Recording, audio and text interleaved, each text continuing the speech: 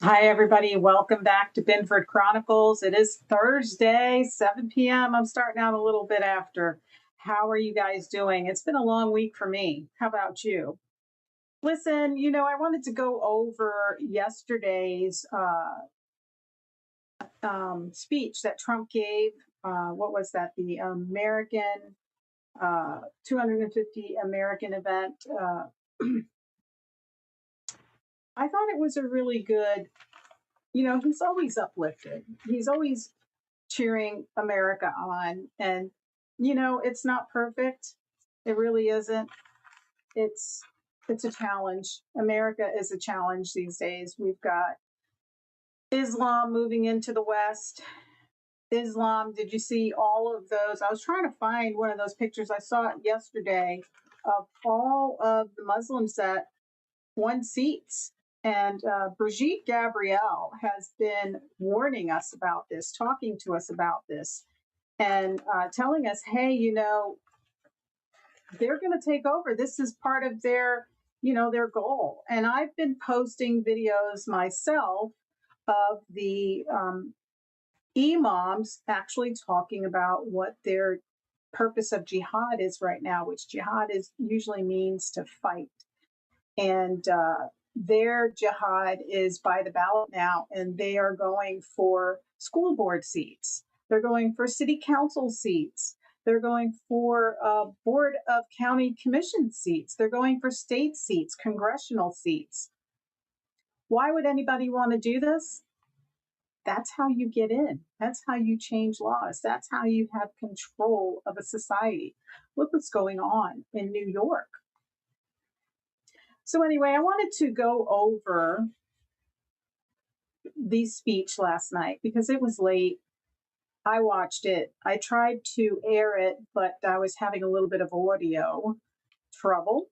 My New Yorker came out there, right? Audio. And so I'm going to take a break right now. We're going to come back and we're going to take a look at the speech and listen to it a little bit. And if you have any comments, please jump on in and we'll go over it. But there's a lot of information in there that Trump's given us. And, we're not going to agree with everything that Trump does. But he is one of the greatest presidents that we have had. Do I agree on the Iran, where we are with Iran? That's such a complicated issue. But let's pause right there and take a break. I'm going to show you a commercial for Two for America. If you could join in on Prayer for America all across the world, that would just be wonderful for us. So hang on. On July 3rd, for the first time, and on November 1st, we'll turn the lights on for every city so that every city with a person signed up will begin to light up the world, intending to pray 2 minutes for America. Each event will start on the minute, and we will be led through the app on July 3rd.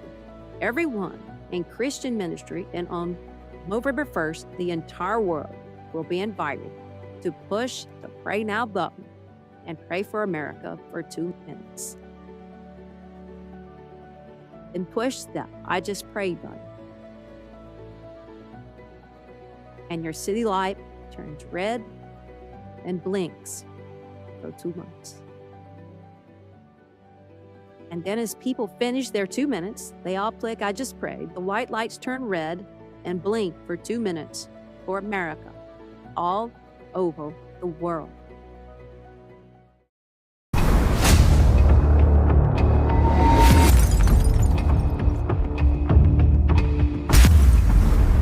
Welcome back. Hey, that was Lance Fisher, Thin Blue Lie. I just wanted to play that out because he's been doing some great work, and I want you guys to follow him because he's the ex deputy chief of Palm Bay, and he's a great person. He's not a perfect person, but he really loved the work he did as a law enforcement officer. And with our law enforcement agencies, we have amazing officers working and putting their lives on the line every day. But at the same time, leadership doesn't always call out those officers that are not doing such a good job or need more training. And those issues are not addressed with certain officers that you see being pulled up continuously on social media. And Lance Fisher wants to address that. He wants those guys either to get out of law enforcement or to receive the proper training that they need. And proper training starts early. So go visit Lance Fisher at Thin Blue Lie Audits and enjoy his shows and learn more about law enforcement, and always be kind to our men in blue and our sheriff and deputies. So I wanted to talk about last night's show, which was 250 Great American State Fair in DC, where Trump was speaking. You know, we're getting ready for the 250th birthday of America. Wow, can you believe that? How amazing and wonderful. It's going to be so joyful this year. We also at IRC Media, we have t-shirts made. So go to ircmedia.net and get your t-shirt today. But let's go check out that video. I want you to listen to it. I stayed up late to watch it, but I was really tired yesterday. I had a long day, so I wanted to watch it again today, and I thought I could do that with you guys. So join me. Well, thank you, Lee, and hello, Washington, and a very big hello to America. Thank you. And 10 days from now, our country will celebrate one of the most monumental milestones in human history. We will mark 250 years of glorious American freedom. In 1776, our founding fathers met in Philadelphia and changed the world forever and ever with a thing called the Declaration of Independence. They proclaimed the eternal truth that we are endowed by our Creator with the rights to life, liberty, and the pursuit of happiness. We all made, and you know that, free and equal by the hand of Almighty God, our Savior. Those timeless American principles did not just win a revolution, but they built us into the greatest, strongest, and most exceptional nation the world has ever known. Mm-hmm. There has never been anything like the United States of America, and together we are making it bigger and better and stronger and far more exceptional than ever before. All true. That's what we want. Today we have the largest economy on earth. We have the strongest military on earth. We have the most powerful technology on earth. We have the greatest culture on earth. And above all, we have the greatest people on earth. Greatest. American people are great. Tonight, as we stand on the edge of our 250th year of independence, I am thrilled to declare that America is back.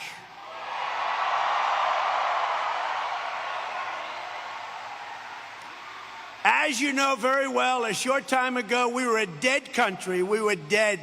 Now we're the hottest country anywhere in the world. We're respected by everybody. Nobody's laughing at us anymore. 2 years ago, they were laughing. Now, we're the most respected anywhere. Think of it, anywhere in the world. Where were we 2 years ago? We weren't respected. We were a joke. We're not a joke anymore. Most powerful country in the world. But just like those patriots of 1776, over the past 17 months, we have taken power back from the far-off political class. They're trying to gain it back, but it's not going to happen. We have reclaimed our sovereignty, regained our liberty, restored our prosperity, and we have saved our country. In all things, we're once again putting a thing called America first. You know, Trump is always so positive. He's always like boosting us, you know, giving us hope, looking forward. I know he doesn't like to look at the past, But at the same time, I'm listening to him, and yeah, but we still have our struggles. But he wants to focus, and he wants your spirits to be strong, and fill you with that energy, that positive energy, which I agree with, because you have to have good vibrations to fight the bad ones that keep coming in. So yeah, he's saying some really good stuff, but at the same time, I do know we do have our battles here at home, and we're going to get to that in a little bit. So let's keep listening.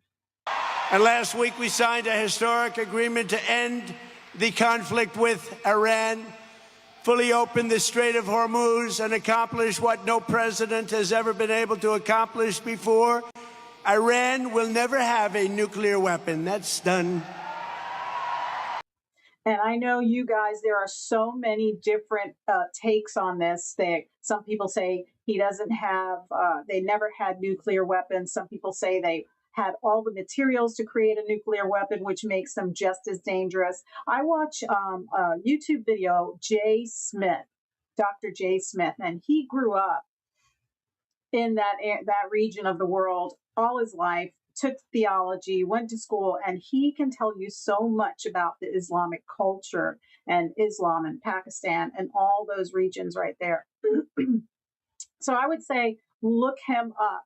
But I know, guys, we all have our opinions on Iran. I was worried about going into Iran mainly because these people do not end, the wars never end. Once you start a fight, it goes on until the death, and that's what they believe. They fight till the death. So where we're heading and where these negotiations are going, I'm just sitting in my chair, sitting back, praying for the best results. But I can't say for sure we're going to get those results. And I felt that way when we were going in. And there's probably a bunch of you that felt that way as well. And I even have some friends that are totally against it. So I get it, guys. So let's keep listening. And thanks to the power and skill of the United States Armed Forces, today Iran has no Navy, no Air Force, no anti-aircraft capacity, no missile launchers, no manufacturing, and their leadership has been obliterated. And for the first time in 3,000 years, we are finally going to have peace in the Middle East. We're going to have peace in the Middle East. I hope so. I hope that is true. Since the agreement, the stock market and your 401ks are skyrocketing upward, and oil prices are plummeting downward. Today, it hit a new low, and the world is a much safer place. We had to make that little journey to Iran to do what we did. Very soon, you'll be at $2.50 a gallon for gasoline. Oh, gosh, I hope so. My truck is just like... And even lower than that, just like it was before we took the nuclear weapon away from Iran, and it will be away from Iran for a very long time. Forever, really. In my first term, I rebuilt our military and created the greatest economy in the history of the world. We had the greatest economy in history. And now we are going to blow that away. We're doing better, much better than even the first term. America's 250th year is set for an economic boom, the lights of which no nation has ever seen before. No nation has ever been in the place that we are right now. In 4 long years of the last administration, which was a total disaster, they got less than $1 trillion of new investment in our country. That's less than $1 trillion in 4 years. In my first 11 months, we secured commitments for $19.1 trillion of new investment from all over the globe. And they're building factories and plants, and they're building everything all over our country. I'm such an advocate for this because, we used to be manufacturer strong, and our country was thriving at that time. And we just have lost so many manufacturers and things that were being built here in the United States. Those are great jobs. And I don't even know what it's going to look like with all this AI and technology moving in. We know that Amazon, they've got robotics and stuff like that. So it's all very curious to me to see where it's heading. But I love hearing that manufacturing's coming back. That has always been It's always been in my heart that we should be, producing here in America. And if I can ever buy anything American made, by golly, I do it. The stock market has set 73 all-time record highs since the election, and more Americans are working today than at any time in the history of our country. Thank you. On the 4th of July, 1 year ago, I signed the largest tax cuts in American history, the largest spending cuts in American history, and the largest regulation cuts in American history by far. In the American Revolution, they had a saying, no tax on tea. But with the great big beautiful bill, we did even better. We gave you no tax on tips, no tax on overtime, and no tax on Social Security for our great seniors. I love this. And I remember when he was talking about this, every time we went to a restaurant, we would write on the receipt, no tax on tips, vote Trump. Remember that? I'm sure a lot of you people did that as well. And we always pay tips in cash. We know that cash is better for the hostess or the waitresses, the servers, whatever they're called now. But what we did run into some people that said that it didn't take effect for them. So I'm really curious, if you are a server out there, are you experiencing benefiting from no tax on tips? Because I'm not a server. I could never be a server. I would drop those big ass trays all the time. But let me know. I would really like to know if that's affected you. And any of you who work overtime, have you noticed, and can you tell no tax on overtime? Is HR payroll separating that out, your overtime from your regular pay, so that you don't get taxed on that overtime? I'm real curious about that. So my job doesn't offer me overtime, so I don't know. And I'm not a server, so I don't know that either. So, but if you can, give us a comment. We would love to know how that has affected people in that arena. And we also made interest on auto loans. You go out and buy an automobile, the interest on the loan is fully tax deductible. Never happened before, but only if the car happens to be made in America. And we're setting records in automobile construction. Our country is strong again, our country is wealthy again, and our country is safe again. In January 2025, we inherited the worst, most dangerous, most wide open and insecure border in history. And we have quickly turned it into the strongest, most secure border in the history of our country. Yeah, the border is strong, but we have so many people in here that don't belong here, that are dangerous. We have a lot of people in here that came in because they were desperate. But those dangerous people, we really need to get them out first. And, we love people, but look, you got to come into our country legally.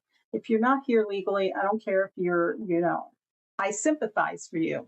But the rule of law has to be upheld. We can't run into any other country and just walk through their borders. We can't just do what we want in another country. We're guests there.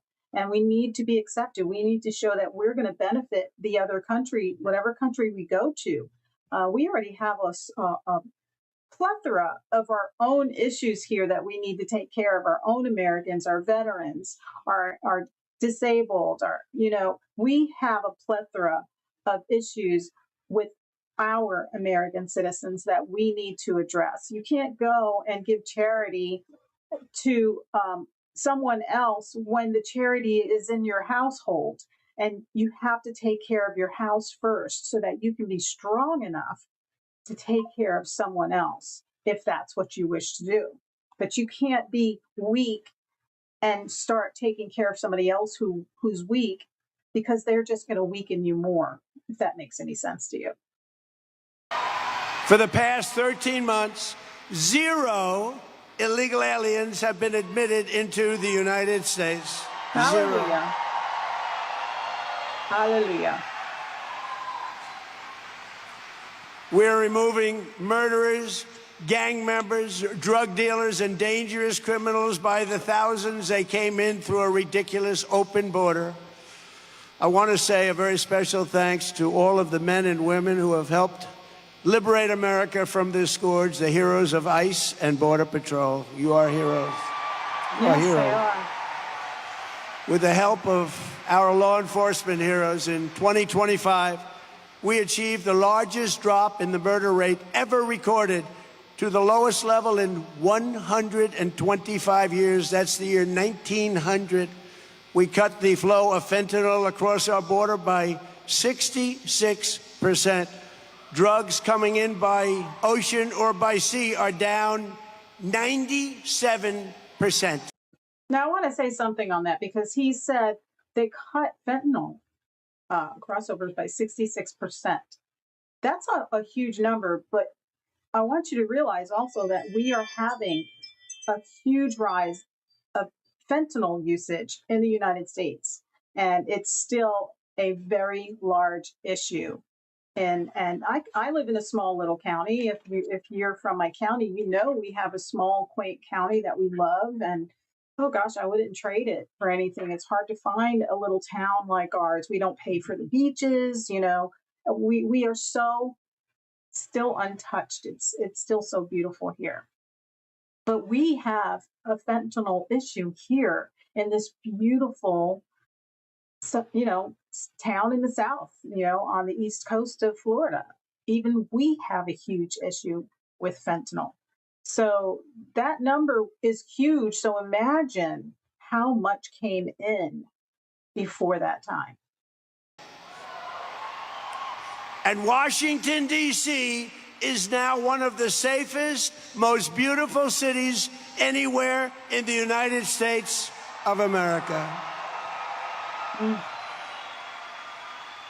For many years, our country was ruled by politicians who let America and its capital fall into decline and total disrepair. The city, named in honor of General George Washington, was turned into a national disgrace, but not anymore. Today, the homeless encampments are gone. The graffiti is gone. Since I took office, more than 50 monuments and memorials have been repaired and beautified. Dozens of statues have been cleaned and they look so nice. 22 fountains have been fixed. At Union Station, the statue of Christopher Columbus is clean and fountain. That fountain is flowing and it looks so beautiful. I just looked at it. Coming over, it is so beautiful. That white marble is nice and clean. There's no more graffiti stains all over it. The water is cascading at Meridian Hill Park. And I am personally, along with Doug and some of my friends, renovating Lafayette Square at the front door of the White House, and it's going to be beautiful and opens in a short period of time. And the reflecting pool that you've heard so much about, which is so incredible, it's been gruesomely vandalized by thugs, bad people. But soon will be looking as beautiful as it looked just 2 weeks ago. In fact, I looked at it just a little while ago. It looks perfect already. But we're fixing it. The vandals got to it. They've largely been caught and are being prosecuted. We can't let that happen to our country.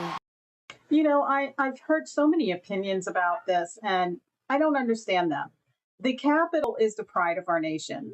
This is where your president's at, your vice president, the cabinet.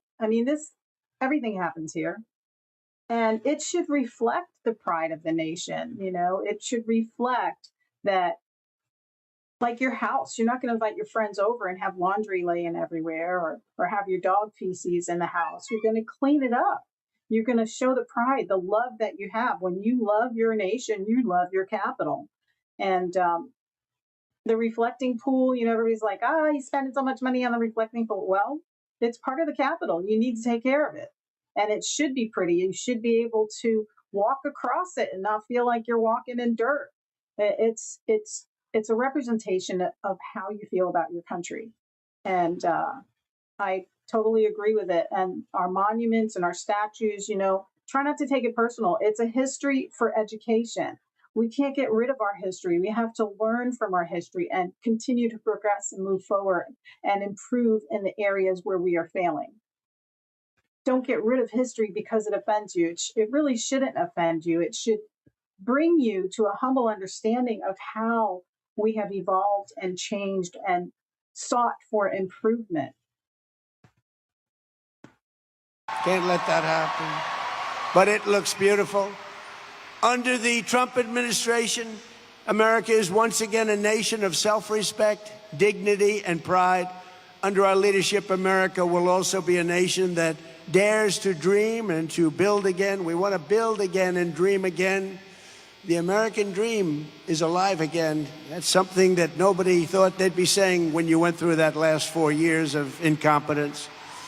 That was a tough For the 4 100th years. anniversary of our founding in 1876, America completed the Washington Monument, and the work began on the Statue of Liberty. For our 150th year, we built Colonial Williamsburg. Remember that, Colonial Williamsburg, how beautiful it was. For the 200th year, we built the National Air and Space Museum and renovated the United States Capitol. For our 250th anniversary, we are likewise building new monuments to American greatness to serve every future president and First Lady. We're building the most beautiful ballroom anywhere in the world right at the White House. Right at the White House. It's going to be completed very soon. And just across the bridge in front of Arlington Cemetery, we're building a magnificent, really beautiful. This is going to be something you're going to like, a totally magnificent triumphal arch to honor the 250-year triumph of the American spirit, American military, and frankly, American competence.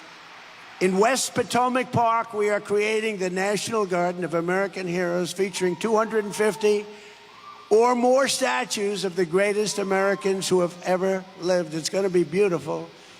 And next week at Freedom Plaza, we will unveil the Spirit of 76 exhibition honoring the heroes and martyrs of the American Revolution. And remember, 1776, what a time that was. Where we've come from there, what a date it is. It's a date like no other date. From Athens to Rome, from London to Paris, from New York to LA, and from all of the other parts of the world, the great civilizations of history did not wallow in aging ruins of the past. They built new cities, they created new monuments, and they forged towering legacies that still inspire the world after hundreds and even thousands of years. As America turns 250 years old, young by comparison to some, but superior to any nation that's ever been built, no matter how many years it took. We are the inheritors of these incredible traditions. We are the ones who are carrying forward the light of Western civilization, because this is the very beginning of the golden age of America. We're in the golden age. There's never been an age like this. There's never been an age like this. This anniversary is a time to be proud of our past, but it is also a time to lift our sights, expand our ambitions, and raise our expectations of what America can be. We will leave our children nothing less than the richest inheritance, most advanced civilization, and highest standard of living in human history. There's never been anything like it. But with all of that being said, the best is yet to come. Best is yet to come. And I'm hoping the best is yet to come, because right now, you guys that are in your 20s and 30s and early 40s, it's been rough. When I was 25, it was easier for me to have my own place and survive in the city. I was at 20, I moved to Florida when I was 22. I lived in New York City up until I was that age. And I had an apartment, 1 bedroom. Before I had that apartment, I lived with my boyfriend in a 2-bedroom apartment, and it was $350 a month. And I'm not going to tell you what year that was, but but the salaries were more comparable to the housing expense that you spent. And in New York City, you rode the subway and the bus, and you could walk everywhere because it's a big city. But when I go to Colorado to visit my daughter and I try to compare her living to my living, it's so different. she's not making enough money, even though she's making a lot more money than I was making in New York City at a young age. Her cost of living is just so high. So that's what makes it so unreachable, that American dream. A lot of us go to school. A lot of the kids are going to school to get more professional jobs in technology and healthcare. And it's costing money. Like Charlie Kirk said, college is, it's, for some people it's good, but really you can have a career without college. And unfortunately, my daughter picked a career in healthcare. So you have to go to college for healthcare. Depends what you're doing, right? But the cost of living is so high for these young adults that the American dream really is an important thing that we need to focus on. And how are we going to accomplish that and leave that behind for our children so that they can have, at 25, I bought my first brand new home, but it was a starter home with my husband at the time. And that was so possible at that time. My daughter's not even close to that yet because it's just the cost of living is so high. So, when he talks about, the American dream, we really need to rein that in because our kids need to have something, a life similar to what we were able to have. I'm very pleased to be joined tonight by our great Speaker of the House, Mike Johnson. Mike, thank you. Stand up, Mike. He's been great. Attorney General Todd Blanche. Todd, thank you. Secretary of the Interior, who works with me so hard on the monuments and the fountains. He loves it like I do. Doug Burgum. Doug, thank you very much. Secretary of Agriculture, and those prices are tumbling down. They're tumbling down. We inherited a mess. Brooke Rollins. Thank you, Brooke. Secretary of Labor, Keith Sonderling. Secretary of Transportation, you heard him, and he's great, Sean Duffy. Sean, thank you. Our wonderful Secretary of Education, Linda McMahon.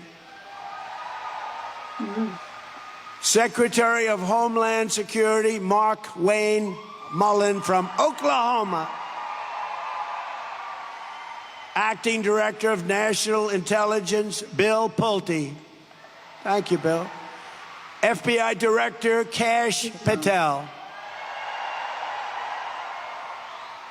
CMS Administrator, and he's doing a fantastic job, Dr. Mehmet Oz. Ambassador Monica Crowley. Thank you, Monica. And countless members, so many members of Congress, I will not go over the names, and senators, we appreciate that you're here. This is a very special night. Thank you all very much, the Senate and the House. As you know, over the past few weeks, America has been proudly hosting the 2026 FIFA World Cup, and it's setting attendance records and television rating records like never before. Who would have thought this was going to happen? They would say it's not our primary sport, but it's happening. And I want to just congratulate my friend, FIFA President Gianni Infantino. He's been fantastic to deal with, and he's very happy. Everything is a record. It's like having a Super Bowl every day. And I know everyone joins me in wishing Team USA good luck in their match tomorrow against Turkey in Los Angeles. They're doing great. Every day of my administration, we're delivering one historic victory after the next for the American people. We're unleashing American energy dominance and drill, baby, drill. You remember during the campaign, drill, baby, drill. And America is now the largest producer of oil and gas on earth, larger than Russia and Saudi Arabia by far combined. And under my most favored nation agreement on drug prices, we are delivering the largest reduction in drug price history with price differences of 400, 500, and even 600%.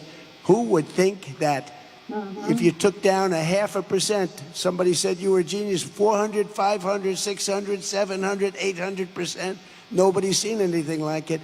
We had the highest drug prices in the world, and now we're going to be having the lowest drug prices in the world. And you think that was easy. It wasn't. For decades, Americans paid the highest prices. Think of that. There's never been a time where when I took this over, the highest prices, and now, just remember, you go to TrumpRx.gov and you get what you're looking for at prices so much lower that a lot of people don't even believe it's happening. We passed the largest ever investment in the United States military, more than $1 trillion. And this year, all made in the USA, we're going to be asking Pete Hegseth and General Raisin Kane and all of us, we're going to, and by the way, how good is our military? How good is our military? Much better now than it was during Biden. Don't have people wearing dresses that are not supposed Iran to. was essentially finished. In 1 hour, Venezuela was finished. And I guess we have other things in store, but we don't want to get carried away. Recruitment for every branch of our armed forces, so importantly, is setting records. 18 months ago, we had shortages, and now we have waiting lists. We couldn't get people to join the military. None of them, none of the branches. They were all dying to get people. They couldn't. Then the thing happened on November 5th. It's called a great election victory. And from that moment on, now you can't even get into the military. We have waiting lists to get into the military and to become policemen and to become firemen. It's really fantastic what's happened. The spirit in this country is like from a different planet from what it was a year and a half ago. In a flawless and breathtaking operation earlier this year, America's armed forces captured the outlaw dictator of Venezuela, Nicolas Maduro, and brought him back to face American justice. That was a great sight. One of the great military raids in history, if you remember. And here at home, we abolished DEI across the entire federal government. We don't want DEI. And we got critical race theory out of our schools. And I signed the largest expansion of school choice in history. And we have begun the process of abolishing the Federal Department of Education. Thank you, Linda.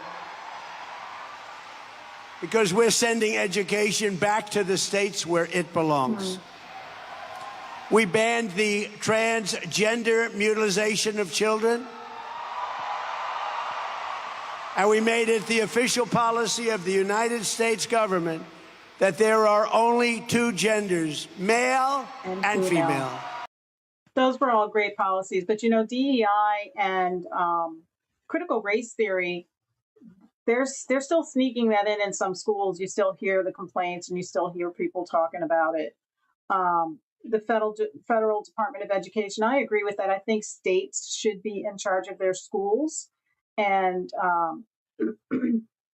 that makes school competitive too, you know, where you have states setting regulations for their schools and funding their schools. And you're going to have to be more responsible on what you're doing. I know that when our little school district here where I live was challenged, you know, parents started pulling their kids out, especially with the, you know, what do you call it? You know, the kids get to take the money with them to another school. So if you didn't like the voucher system allowed parents to take their schools out. And that's what made our school district realize that parents and children are customers. They're just not going to flow in because they live in the area. Now they can be competitive and say, look, I don't like how your district is running, so I'm going to take my kid out and put him somewhere where he's going to get educated and not indoctrinated. And our school did a whole revamping. You know, the middle school that used to be down the block from me is now a magnet school. So they had to do that to stay competitive. We've got other schools that are opening up here, and I think competition is really what keeps people on their toes. When you have no competition, you start acting like you're it. You can do whatever you want. But then when you realize you're losing students, you're losing money, There's other programs that could take over your school for not doing well. It puts a whole other pressure on the district, on the superintendent to say, look, we got to do things to satisfy our customers. Our customers are not happy. Our parents are the customers. Their students are, what we turn out, the product that we deliver to the parents. And it's turned our school district around. I mean, there's a lot of work that needs to be done still, but I'm happy with the improvements that it's made. Fortunately for me, my kids are already grown and out of school. But for the younger kids that are growing up, they're the next generation. So it's really important for them to get the best education they can get and learn how to think, not what to think. That is the most important thing in education. Learn how to think, not what to think.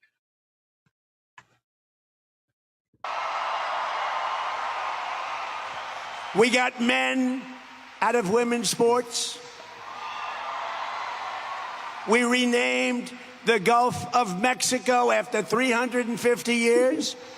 They are 100 years older than we are. We named the Gulf of Mexico the Gulf of America and restored the name of a great president, William McKinley, to Mount McKinley, where it belonged. And tonight, right here on the National Mall, we are beginning the most unforgettable birthday party any country has ever seen. Oh, you're going to have a good time. You're going to have a good time. This evening, it's my honor to officially kick off the celebration with the Great American State Fair. It's going to be great. It's going to be unbelievable. Great American so State from Fair. Today through July 10th, this event will showcase all 56 states and territories. There will be no military flyovers. And I want to tell you something, because they're going to be beyond flyovers. There'll be something like you've never seen. You get just a little tiny glimpse of it tonight. By the way, how good is our Air Force? How good is our... Nobody's ever seen those planes. They are serious planes. When the bad guys see those planes coming, they say, we give up. But we're going to have special performances, patriotic music, high-tech demonstrations, unique exhibitions, a FIFA fan zone, which is great, and it really has been big stuff, and even an old-fashioned rodeo. I love rodeo. I don't know how they do it. I tell you what, it sounds like so much fun. If you've ever been to a Trump rally, you are already psyched to want to go and be there for this event, because everybody at a Trump rally is just so positive, so fun, so America first, so friendly. Everybody is there to celebrate America. And it's the greatest feeling to be at a Trump rally. I've gone to several, and I wish I could go to this one, because it's epic. It'll be epic. You'll never forget it. There's nothing that can top that off. And I'm very happy that he's building the ballroom. Our presidents and presidents coming after him all need to have a secure ballroom where they can gather with people and important people that are, Senate, the House representatives, people from other nations that come to work with us here. It's just important to have that there. And I think it was a great idea. And thank goodness it didn't cost the taxpayers anything. I don't know how they do it. Then on July 4th, we will have the greatest show of all on the National Mall.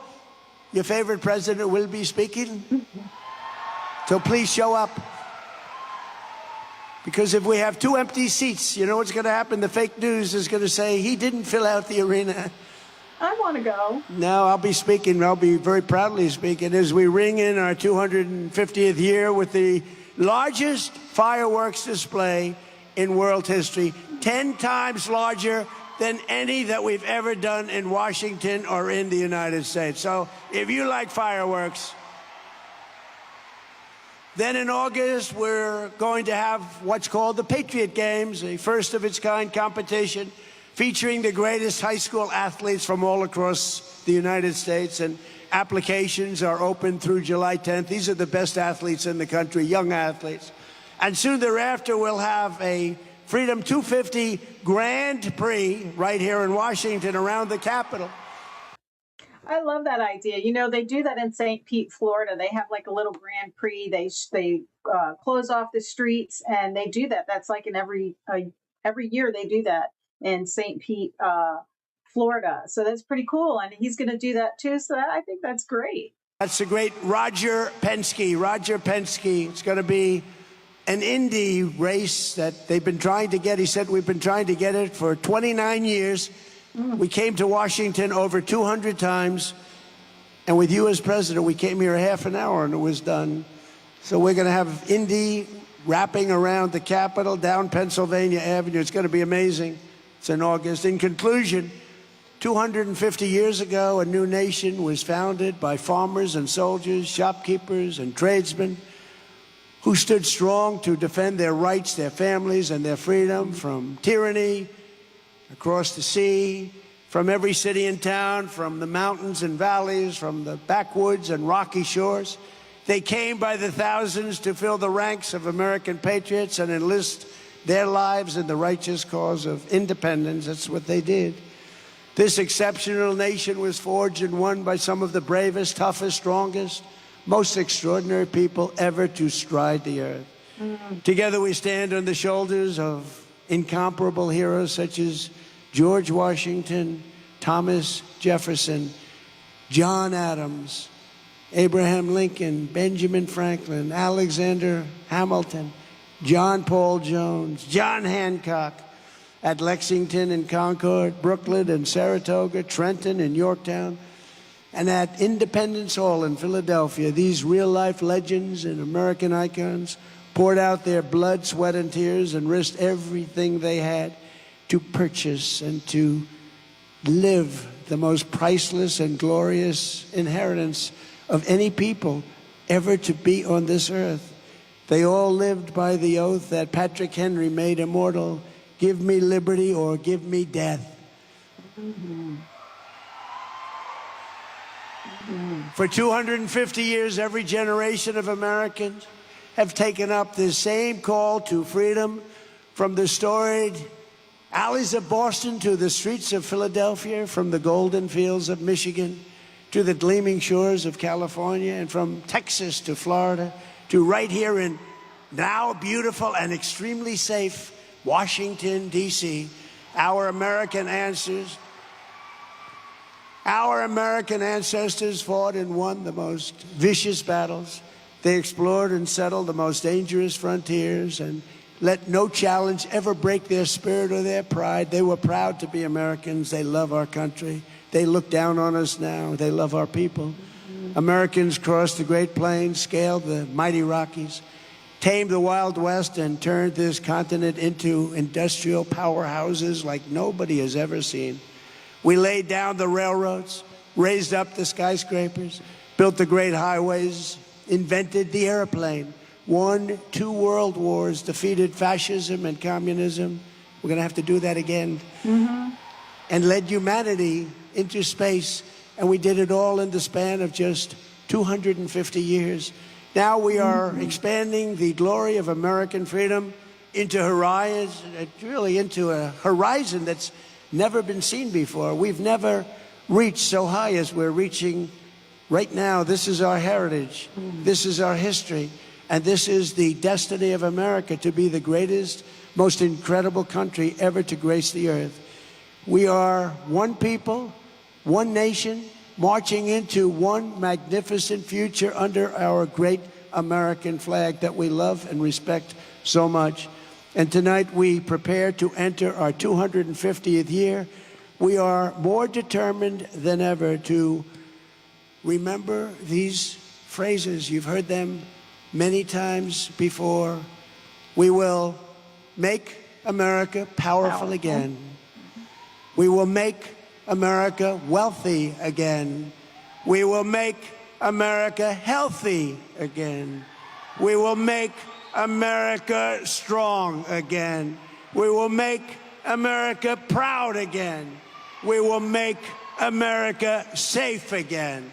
And we will make America great again. Thank you very much. Happy birthday, America. Thank you. Thank you very much. Thank you for watching that with me. I thought it was a great speech. He talks about a lot of things that we already know that he's accomplished and done, and there's so much more that needs to happen. We are right now struggling during these good and troubling times. I mean, I say good and troubling because there's a lot of good things that have turned around since the Biden regime took over, and we lived through that. We survived it. We lived through it with dignity. We didn't try to take him out. We complained. We laughed sometimes at the ridiculousness. We laughed out of embarrassment sometimes. But we survived that. We really did. And we've got a good president right now. He's not perfect. Nobody's perfect. Only God is perfect. And we just have to keep moving forward. We have to stay educated, and we have to watch what's happening in our neighborhoods, in our towns. We've got an Islamification that's happening in the United States. And it's not me saying it because I want to say it. It's because it's happening. And it's happening in Florida, it's happening in Texas, it's happening all over. There were just a bunch of elections that took place, and a lot of Islamic people have taken seats. This is how you lose your nation. You have to be paying attention. People that do not adhere to the Constitution of your nation, which secures your liberties and your freedoms and all of the American values that we have. They have a different ideology, and they have a different governance that they follow. Now they're stepping into our government offices, our government seats, where they change laws, where they amend things. It's very dangerous to us to give up our nation to people that do not adhere, that do not take an oath to the Constitution of our nation when they take office, because they're no longer representing us. Who are they representing? They're not representing American values. They're representing Islamic values when they take those government seats. And I ask you, go look up Brigitte Gabriel and Jay Smith. Brigitte Gabriel is lived it. She had to hide for a while there. Very informative. She's on Newsmax sometimes and sometimes on Fox.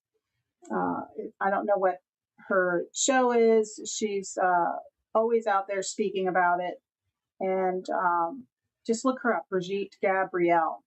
I wanted to show you, because I did mention Islam, and I wanted to show you this video. It's short, just stick around.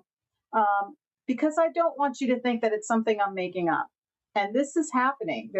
I'm in Florida, the constitutional state, but it's also being targeted as well. Let's move on to that clip. There's nearly 7 million American Muslims right now, alhamdulillah. Let's take gratitude in the fact that we're here in the great state of Florida. Part of power building is building a pipeline of leaders. I want to see, inshallah, one day governor of the state of Florida is a Muslim. Everybody say inshallah. The House has Muslims in there. Say inshallah. Senators, Muslim senators, say inshallah. Muslims are men who defend themselves. They defend their religion. They defend their principles, what they believe in. They don't apologize about jihad.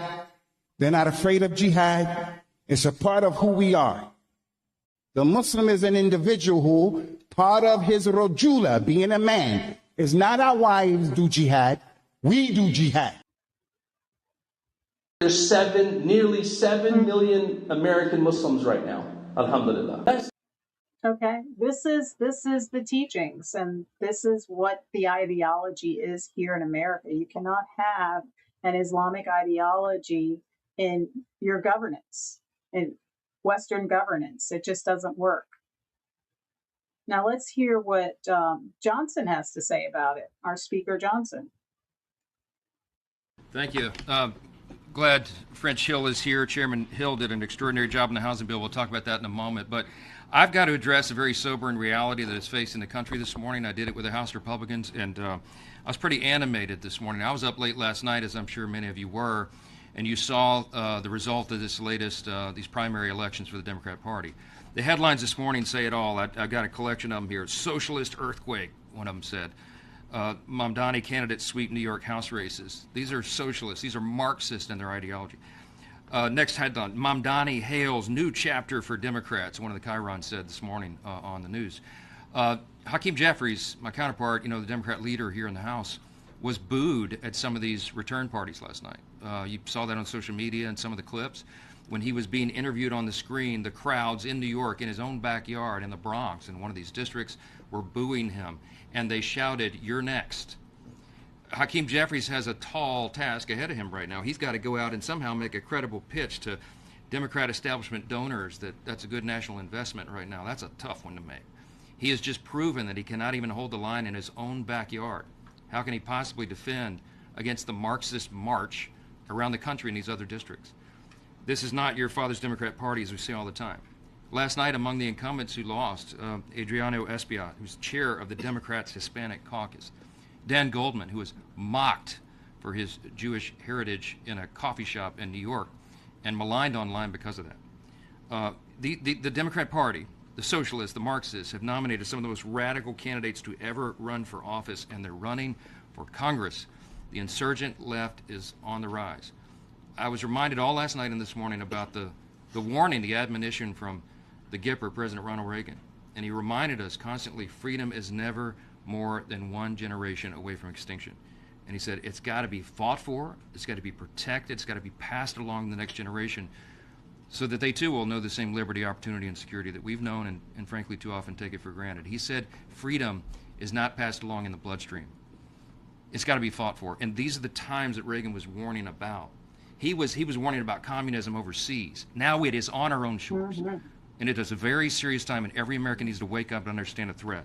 I want to share with you some of the lowlights, some of these candidates who are emerging through these through the processes. This is jihad by the ballot, by the way. I was just talking about this earlier. Jihad means to fight, but they're fighting through the ballot. Take over the government, take over the seats, take over the local government, take over the school districts. It's not paranoia. They say it themselves. And if we're not going to listen to it and ignore it, then we're just going to lose our liberties. Right now, we're seeing it play in action. It's happening. This is the first election with so many wins. Guys, stop voting for these people. Protect America. Protect Americans. Vote American. Crystal clear, as Leader Scalise said, that Zoran Mamdani and AOC and Bernie Sanders have just taken full control of the Democrat Party, of what was left of it. Across the country, Democrats have candidates winning primaries and rising through the ranks. Here's a few of them. Vang in California, one of the Democrats, she won't say the Pledge of Allegiance.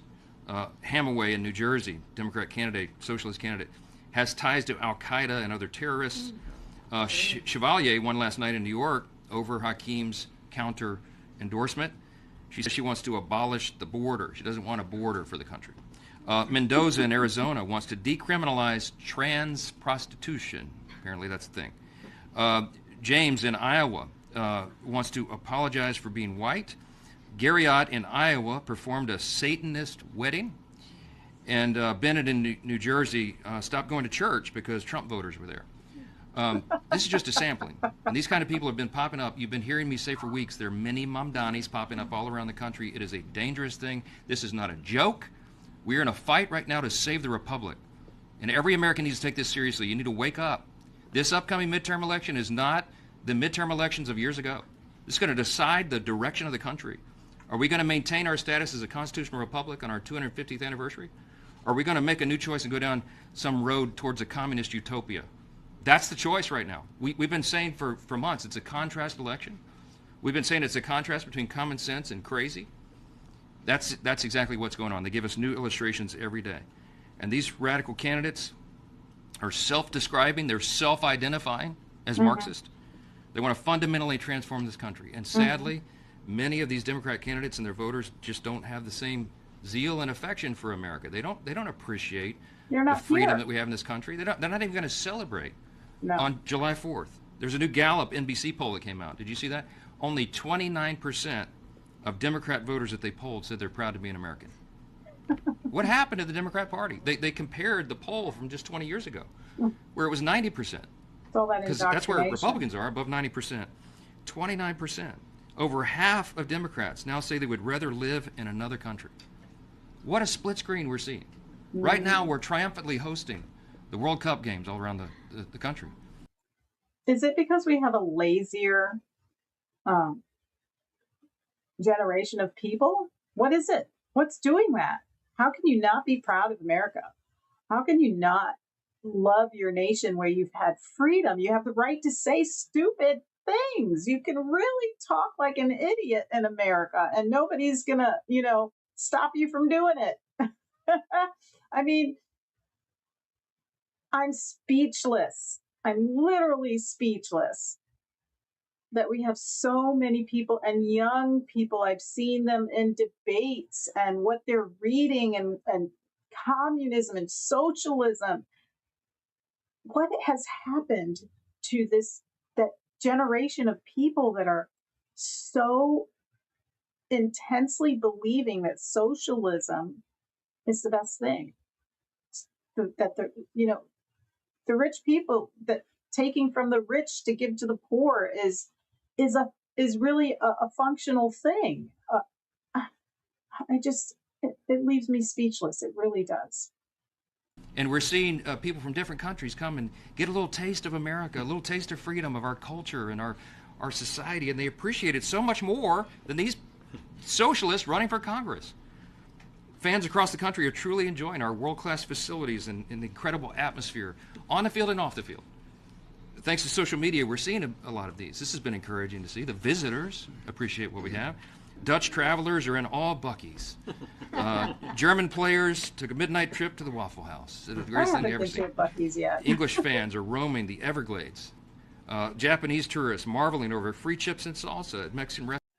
So it just goes to show you, everybody else enjoys America, but there's a lot of Americans here that don't. And you see podcasters and social media journalists on the streets trying to have a conversation with these people, and they are so aggressive and violent. And if you ask them questions, it's you're trying to be tricky. No, what these podcasters and these street journalists are trying to do is they're trying to get the conversation going so that you can think and you can debate and you can educate yourself.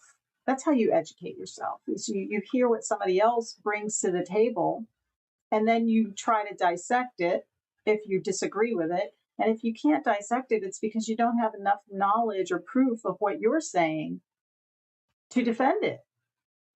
So I don't know, guys. We need to save America, and turning it over to an ideology that doesn't believe in the Constitution is not the way to save it. We need to vote. If you look up top here, right there, I've got a little scrolling bar, and that scrolling bar is the primary elections in Florida, right here in Indian River County. It's a closed election. It explains it to you a little bit there, and it has the dates of the early voting primaries. Now, we have a lot of NPA voters, and we have a lot of independent voters, but primaries are really important elections, and we still need you to vote in the primaries and then come out and vote in the general election. Your vote needs to be there. It needs to participate. I know nobody likes to talk about politics because there's so much friction in politics. But listen, if you owned a company and you hired a CEO, and he was bringing in money, would you just leave it to him and he can make all the decisions and that's it?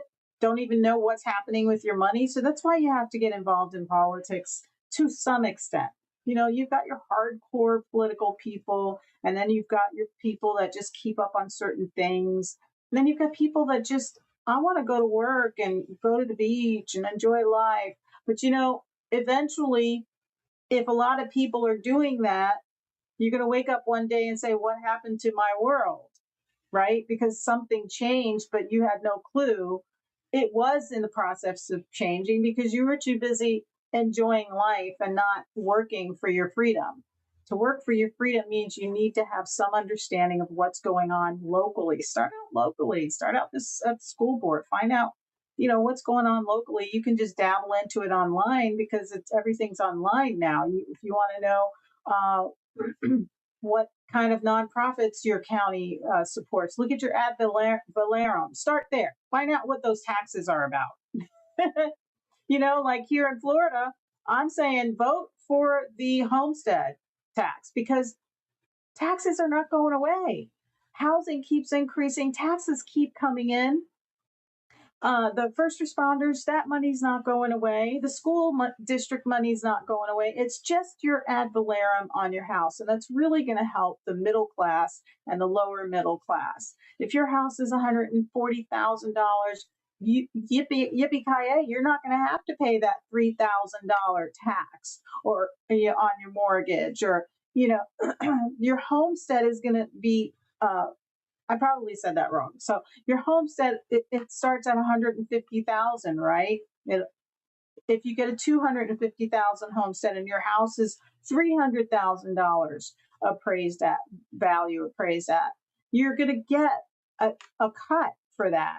That's going to help you out in your taxes. So we're still paying taxes, is what I'm trying to say. Is the tax money's coming out. You just got to realize that your local government has been so used to your money coming in that they've decided to use your money to support areas in the county that we don't really need to be supporting, that it's really not our responsibility to be supporting.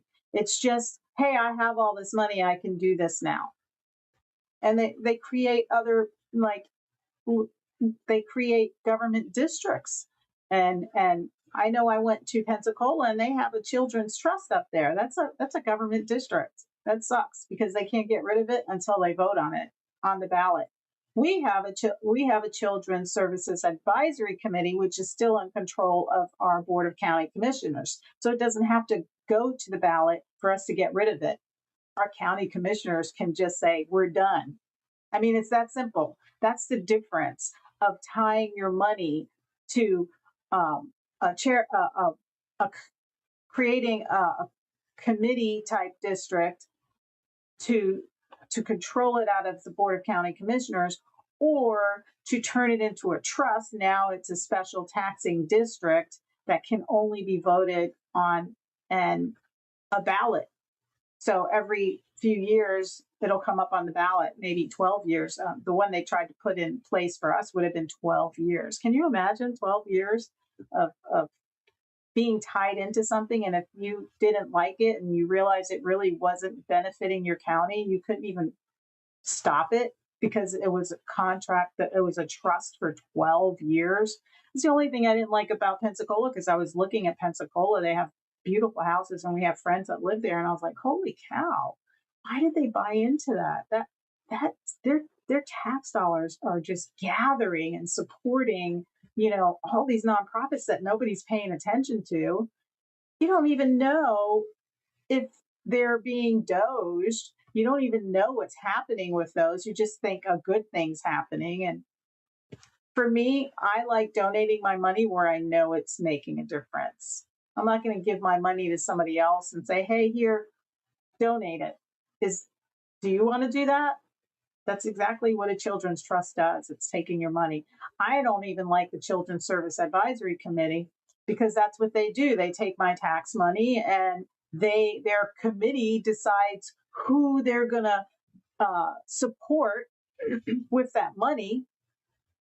Yet they can't really show me a rubric on the reason they believe that money is being used wisely, except for this data chart. And anybody can create a data chart, really. So anyway, that's my story today. Thank you for joining me. Remember to go on the app 2 for America if you'd like to pray for America on July 3rd and November 3rd. So go to 2foramerica.com. That's 2foramerica.com. I'm going to play a little commercial for you so you can watch it before my show ends. So stick around, watch the commercial, and I'll see you next Thursday. we're going to stop the whole world for 2 minutes. Twice. 2 different moments, 2 historical moments. First, we will gather everyone in Christian ministry, from the pastors to the janitors, in every church and ministry from the 194 nations, to pray for America, all at the same moment in time, for the first time ever, on July 3rd, on the eve of America's 250th birthday. To then kick off the global sign-up of 2 billion believers led through the unique app technology for one singular global moment of awakening on November 1st, 2026, All Saints' Day, a Sunday, 2 days before America's elections. The global Christian ministry leaders and servants leading the world to a seminal moment in American history. The moment the entire world stops to pay America back by praying for America for 2 minutes.